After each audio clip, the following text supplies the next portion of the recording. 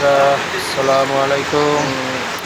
3 দিন ধরে সুনামগঞ্জে বৃষ্টি হচ্ছে, কোনো থামাথামি নেই, বৃষ্টি চলছেই।